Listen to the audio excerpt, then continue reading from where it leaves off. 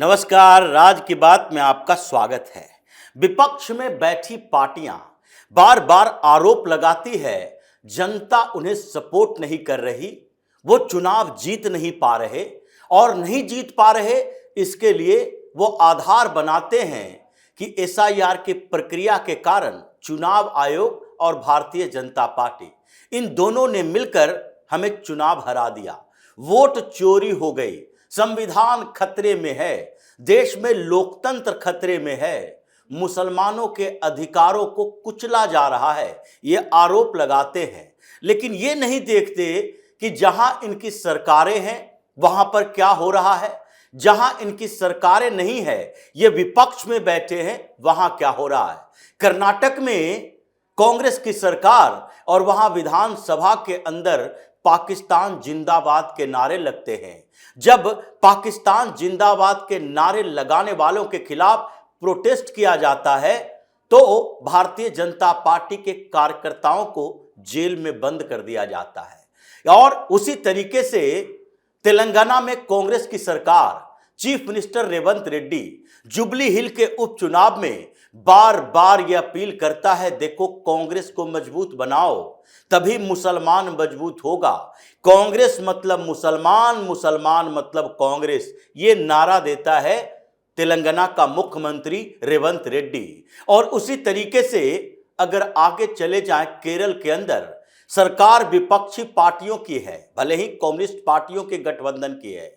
विपक्ष में बैठी हुई सबसे बड़ी पार्टी कांग्रेस का गठबंधन यानी एलडीएफ की सरकार, यूडीएफ विपक्ष में, लेकिन वहां पीएफआई जैसे आतंकी संगठनों को समर्थन दिया जाता है। एसडीपीआई पूरे देश में घूम घूम कर मुसलमानों को जिहादी बनाता है और मुस्लिम लीग जो केरल के अंदर राजनीति करती है, कांग्रेस से गठबंधन है, मुस्लिम लीग घूम घूम कर मुसलमानों को देश जलाने के लिए अपील करता है। ये है विपक्ष में बैठी पार्टियां।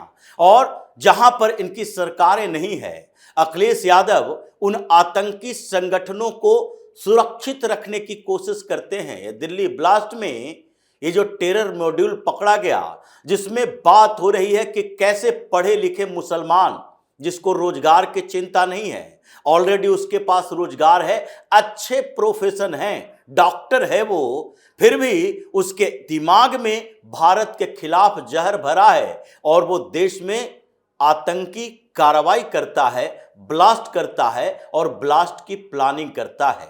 अखिलेश यादव उन लोगों को बचाने की कोशिश करते हैं, मदनी बिल से बाहर निकलता है, कहता है नहीं नहीं, ये तो मुसलमानों को कुचलने की साजिश है। ये यूनिवर्सिटी के वीसी अगर मुसलमान है उसे पकड़ा जा रहा है, माइनॉरिटी इंस्टीट्यूशन को टारगेट किया जा रहा है। तेजस्वी भी यही बोलता है।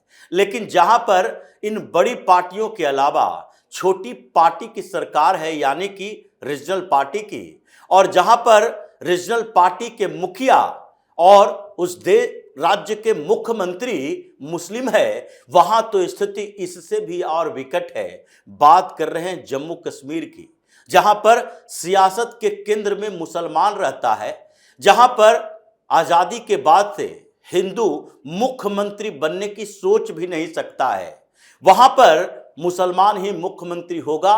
पार्टियां बदलती रहेगी, चेहरे बदलेंगे, लेकिन एक चीज नहीं बदलेगी, उसका मजहब नहीं बदलेगा। जो मुख्यमंत्री होगा उसका मजहब तो इस्लाम ही होगा, वो मुसलमान ही हो सकता है, चाहे जितनी कोशिश की जाए। इस बार के चुनाव में एक कोशिश की गई, लेकिन फिर भी मुसलमानों ने ऐसे टैक्टिकल वोटिंग की कि घाटी के क्षेत्र में 2500 पार्टियां चुनाव लड़ रही थी। राशिद इंजीनियर भी मैदान में उतर गया था, जमात वाले भी अपनी पार्टी लॉन्च कर दिए थे, पीडीपी थी, सज्जाद लोन की पार्टी थी, ये पीडीपी के साथ साथ ये एनसी भी थी, और इसके अलावा गुलाम नबी आजाद से लेकर दूसरी पार्टियां भी मैदान में थी। किसी को सपोर्ट नहीं किया, बल्कि मुस्लिम वोट बट जाएगा इसके कारण इन लोगों ने एक कॉन्स्पिरेसी की और 10 दिन के अंदर ऐसी व्यवस्था बदली कि ये सो कॉल्ड इंटेलेक्चुअल जो घाटी के क्षेत्र का है, उसने मुसलमानों को समझा दिया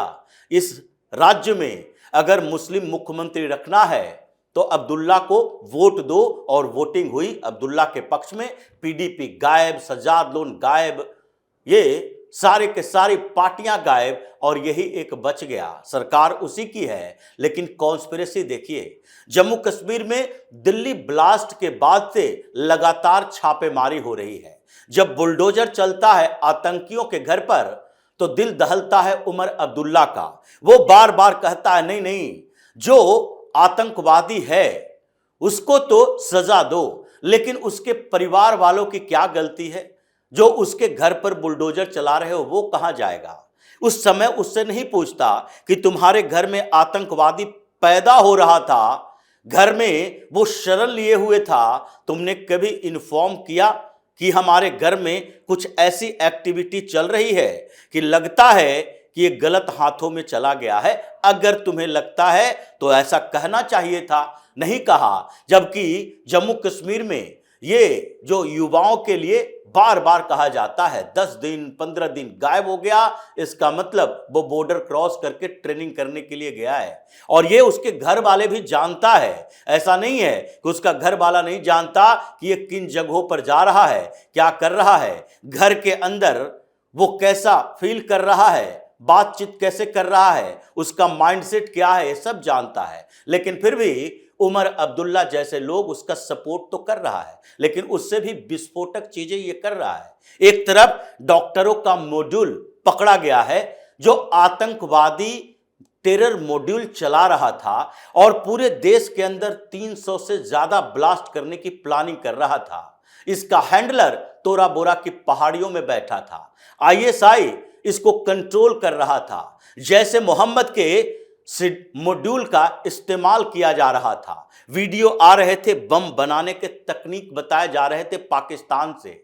और फिर भी उमर अब्दुल्ला डॉक्टर की फैक्ट्री पर लॉक लगाने के बदले ये और बड़ी कॉन्स्पिरेसी करता नजर आया। जम्मू कश्मीर जल रहा है इसी के कारण। माता Vaishno Devi medical college excellency, ये जो कॉलेज है माता वैष्णो देवी के नाम से है, ट्रस्ट के पैसे से चलता भी है, मेडिकल कॉलेज है। एंट्रेंस एग्जाम हो गए ही, लेकिन एंट्रेंस एग्जाम होंगे तो ऐसा कैसे हो जाएगा कि 50 डॉक्टर तैयार करने हैं, एमबीबीएस कोर्स में एडमिशन कराए जाने हैं, तो 50 में माता वैष्णो देवी मेडिकल कॉलेज के अंदर 42 मुसलमान रहेंगे और केवल 8 हिंदू होगा। ये माता वैष्णो देवी जो ट्रस्ट है और माता वैष्णो देवी के नाम से ये मेडिकल कॉलेज है, और वहां सारे के सारे मुसलमान हों। ऐसे भी घाटी के क्षेत्र में तो हिंदू अल्पसंख्यक हैं ही, तो जम्मू के क्षेत्र में भी हिंदू को अल्पसंख्यक कर दो, कॉलेज में अल्पसंख्यक कर दो, किसी भी इंस्टीट्यूशन में अल्पसंख्यक कर दो, विधानसभा में अल्पसंख्यक है ही। अब उसके बाद पूरे ऐसी व्यवस्था कर दो कि किसी जगह नौकरी में भी वो अल्पसंख्यक ही हो, और यही स्थिति देखने को मिली। जम्मू कश्मीर जल रहा है और उमर अब्दुल्ला कह रहा है नहीं नहीं, अगर ये देश सेकुलर है तो संस्थानें भी सेकुलर होनी चाहिए। ये कौन सा सेकुलर संस्थान होनी चाहिए? ये विधानसभा के नियम कानून की बात करते हो। ये कौन से संस्थान सेकुलर होनी चाहिए जो केवल हिंदुओं की हो? क्या माइनॉरिटी इंस्टीट्यूशन को सेकुलर नहीं होना चाहिए? क्या कभी ये सवाल तुम लोगों ने उठाया कि अलीगढ़ मुस्लिम यूनिवर्सिटी या फिर जामिया मिलिया इस्लामिया या फिर वो जो माइनॉरिटी इंस्टीट्यूशन है जिसके लिए बार बार ये कहा जाता है कांग्रेस की सरकारें चुप्पी साधे बैठी थी, अभी संविधान संशोधन किया गया, हाई कोर्ट में केस चल रहा है इस बात के लिए कि अगर कोई माइनॉरिटी इंस्टीट्यूशन है तो उसमें रिजर्वेशन क्यों नहीं होना चाहिए? ये एससी एसटी ओबीसी के छात्रों का रिजर्वेशन होना चाहिए कि नहीं होना चाहिए? अगर तुम सेकुलर देश के सेकुलर इंस्टीट्यूट बनाकर रखे हो तो वहां दरवाजे बंद करके रखोगे। लेकिन यहां जब माता वैष्णो देवी की बात आएगी, वहां मेडिकल कॉलेज है तो वहां मुसलमानों की फौज खड़ी कर दो, और उसमें भी अभी एमबीबीएस डॉक्टर की बात है। चाहे डॉक्टर मुजम्मिल हो, चाहे डॉक्टर शाहीन हो, चाहे डॉक्टर उमर हो जो कि जहन्नुम में चला गया अपने कार में बम विस्फोट करवा के, ये सारे तो कश्मीर के डॉक्टर और वहीं से पढ़ा हुआ, अलग अलग जगहों से भी कुछ गया और उसके बाद ये बना क्या, आतंकवादी। तो क्या मां वैष्णो देवी मेडिकल कॉलेज में तुम इन मुसलमानों की फौज खड़ी करके फिर से एक टेरर मॉड्यूल को पैदा करने की कोशिश कर रहे हो? हंगामा चल रहा है, प्रदर्शन चल रहा है, घर में दबोच लिया गया है उमर अब्दुल्ला को। अब चारों तरफ से गिरता हुआ उमर अब्दुल्ला बार बार कह रहा है, नहीं नहीं, ये तो सेकुलरिज्म की बात है। अगर देश सेकुलर है तो संस्थानें भी सेकुलर होनी चाहिए। विधानसभा में जाकर वो इस बिल को पढ़ लो, लेकिन बिल पढ़ने के बदले योग्यता की बात करते हुए तुम्हें ये दिखना चाहिए था कि रिजर्वेशन होना चाहिए कि नहीं। जम्मू कश्मीर में हिंदू माइनॉरिटी है, मुसलमान मेजॉरिटी में आता है, और माइनॉरिटी कम्युनिटी हिंदू अगर है तो उसको भी तो कुछ अधिकार होने चाहिए। या फिर जहां तुम माइनॉरिटी हो वहां भी अपने अधिकारों की लड़ो, और जहां मेजॉरिटी में हो वहां हिंदुओं को दबाकर उसे खत्म करने की कोशिश करो। ये 50 अगर एमबीबीएस के छात्र होंगे उसमें 42 मुसलमान होंगे, और ऐसे समय में जबकि डॉक्टरों का टेरर मॉड्यूल एक्टिव हुआ पड़ा है, तुम्हें उसके बैकग्राउंड चेक करना चाहिए कि जिन लोगों को कश्मीर में डॉक्टर बनाकर दिल्ली भेजे थे, सहारनपुर के एक हॉस्पिटल में जॉब करवाने भेजे थे, और इन लोगों ने आतंकवाद का रास्ता अपनाया, फिर आगे भी वही फैक्ट्री तैयार कर रहे हो। इसलिए जो स्थितियां बदली है जम्मू कश्मीर में, ये मौलाना शासन अब खत्म होने की ओर है, क्योंकि अब्दुल्ला की पार्टी भी बिखर रही है। स्थानीय मुद्दे पर ही सही ये बिखर रही है। उसका श्रीनगर का सांसद रहुल्ला सीधे तौर पर उमर अब्दुल्ला को चैलेंज किया है, तुम सीएम बनने के लायक नहीं हो। 6 महीना से इंतजार कर रहे थे, बार बार सवाल किया, अब जवाब नहीं दे रहे, तो तुम सीएम बनने के लायक नहीं हो, इस्तीफा दो या फिर हम तुम्हें छोड़कर चले जाएंगे।